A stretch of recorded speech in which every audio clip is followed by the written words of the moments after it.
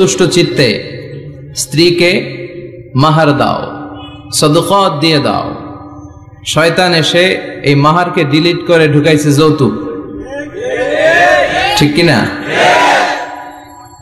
একটা বর, মুসলিম বর কেমন করে যৌতুক দাবি করে? একটা কন্যা হচ্ছে বাবার জন্য তার কলিজা। আমার 2 মেয়ে আছে, আমি জানি। তো মেয়েকে দিল মানে তো বাবা তার কলিজাটাই ছিঁড়ে দিল। তো আপনি শ্বশুরের কলিজা নিয়ে আসছেন, আর কি চান? যৌতুক খাওয়া এটা ভয়ঙ্কর ধরনের অপরাধ।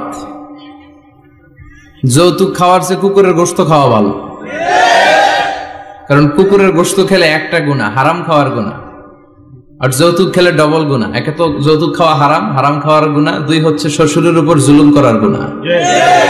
ওয়া যুলমু যুলমাত ইয়াউমাল কিয়ামা, জুলুম, অত্যাচার, operation in the day of রেজারেকশনে আল্লাহ তাআলা এটাকে আপনার ঘাড়ে চাপাবে, অন্ধকার করে দিবে, আপনি চোখে মুখে কিছুই দেখবেন না। এজন্য যৌতুকের সাথে আমাদের কোনো সম্পর্ক দেখবেন যারাই যৌতুক খায় এদের ঘরে কিলাকিলি আছে না নাই? বউয়ের সাথে ভালোবাসাও বিনিময় করতে পারে না, ঠিক কি না?